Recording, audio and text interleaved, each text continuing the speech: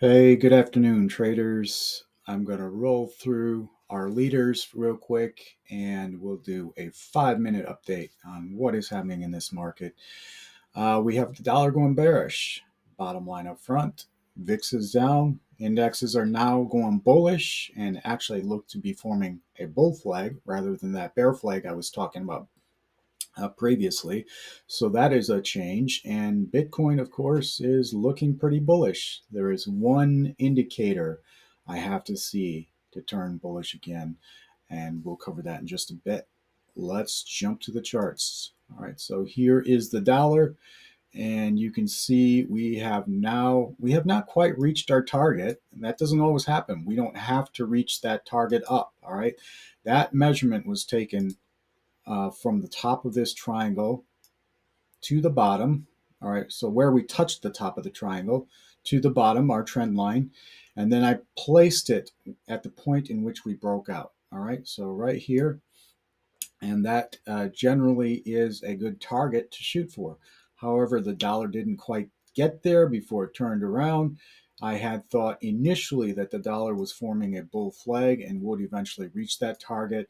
But since it is now under this trend line and this trend line is acting as resistance, I don't imagine that we will get to our target. Instead, I think the dollar has gone bearish. In other words, it is weakening in price. And this looks to be a bear flag.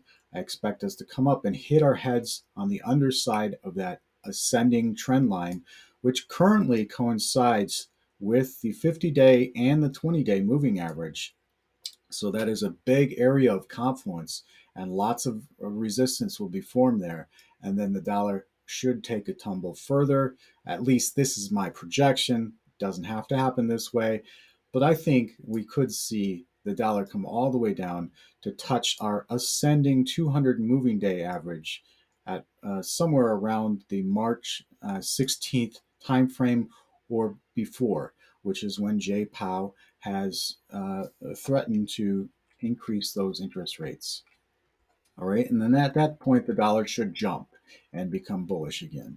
You can see that the VIX has come way down, almost touching our 200-day right now, and obviously we want to be a fan of lower fear on this index. Uh, High fear equals incredible volatility and unpredictability. You don't like to see a lot of fear in the market unless you have shorted this thing tremendously, which many people have. All right, so when the dollar is down and the VIX is down, indexes should be going higher. And in fact, that is what we are seeing. Uh, Dow Jones looks to be forming a bull flag now. And possibly we go up and test the underside of this ascending trend line. And then, guys, remember my earlier theory about us trajecting sideways into the future, possibly the middle of the summer ish time frame? I think that could very well be a theory that is not only plausible but comes true. All right, trying to get rid of my drawings here, and it's just moving me back. All right, SPY looks to be doing the same thing, forming a bull flag. And again, we bounced off that 200-day, now coming up, maybe test the underside of this ascending channel, which we existed in for 2 years. So it makes sense that we come back, revisit that, test that, and ensure that it is providing resistance before continuing sideways or downward sideways, whatever we end up doing. But of course, these indexes do roll over into our cryptocurrency. Let's visit Bitcoin dominance real quick before I jump over to Bitcoin, because Bitcoin dominance is forming, you can see it here pretty clearly, a bull flag. We've gone up and then breaking above this triangle should take us all the way up to a point of resistance here, this purple descending trend line, or maybe further up, our level of resistance at 47%. Now, just because Bitcoin dominance is increasing does not mean that altcoins are going to perform poorly.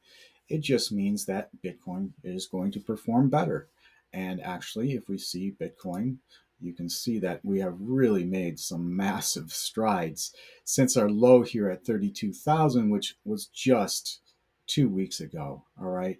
So we're at, going from 32,000, bounced all the way up to 44,000, 25% on the Bitcoin in 2 weeks, and looking very strong. Look at all these green candles. I mean, it's just green, green, green, three red candles here, four red candles, all right? But very small, three very small red candles. The rest of them are all green. And as I said, this is now my line in the sand. Until we get above that, I'm not really going full on bull, all right? This is a caution flag. If the bulls can't get us above this ascending blue trend line, then we remain slightly neutral to possibly short-term bearish. We can look for a pullback at least. At least that's what this line is telling us. Because if the bears can't push us above, and you can see we've hit our heads on that 3 days in a row now, and if the bears can't push us above, exhaustion will come into this market, and you can expect a collapse back down to one of these support levels. Now, I don't know where that's going to be. It could be right here, uh, area of confluence here, a level drawn horizontally and a descending purple trend line. So we could come back down there. If we collapse further, I would expect us actually to come all the way back down and revisit this black trend line, which I have said for many months now. Um, I was very skeptical the bears could take us below, and they still haven't proven they can do that.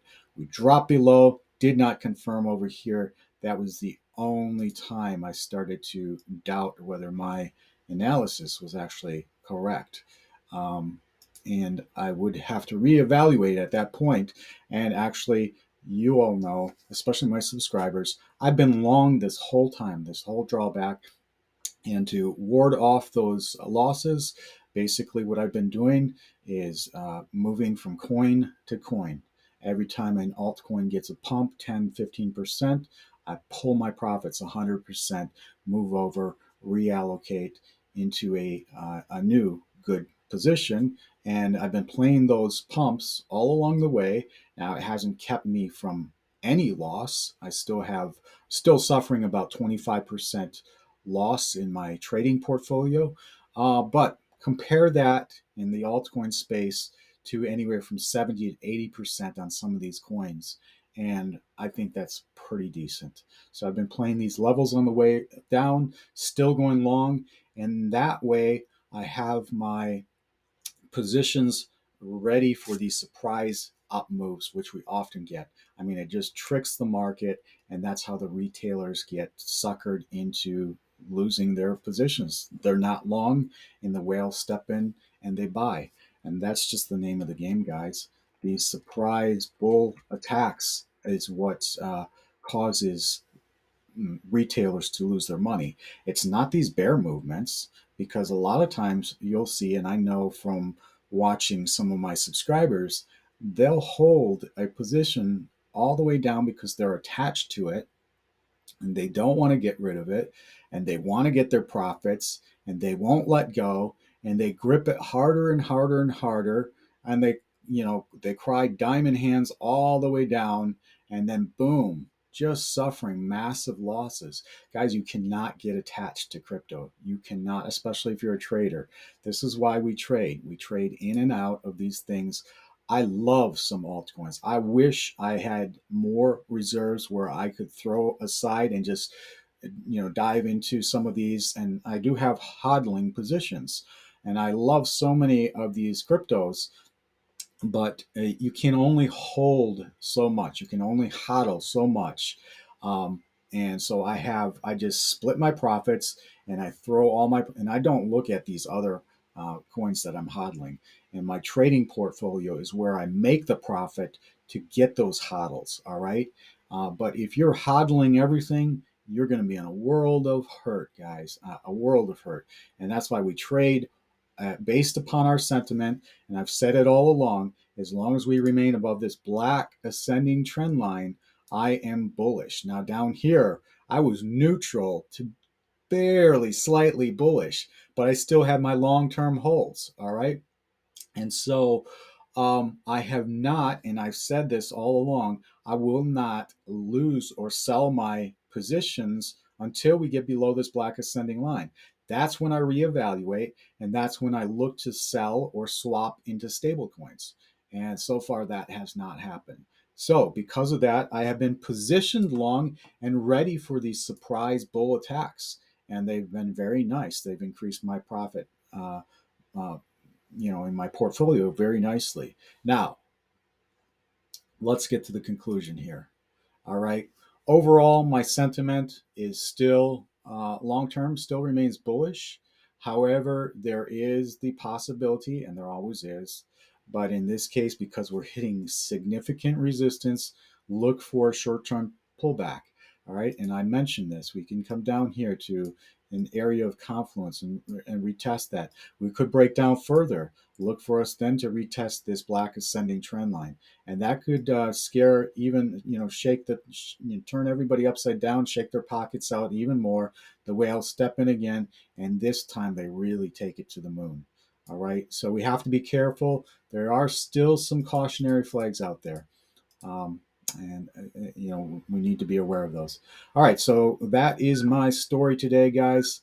I hope you liked the video. Remember, you can follow me on lots of social media channels.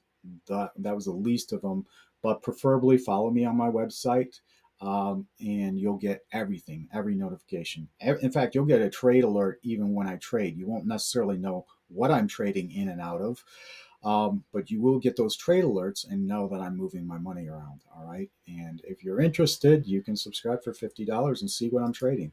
All right. YouTube as well. I put shorts out, and so if you want to get alerts on some of these, like Jasmine, Shiba, feel free to hit that bell notification. You'll get those alerts as well. All right. Until next time, guys. Take care. Peace.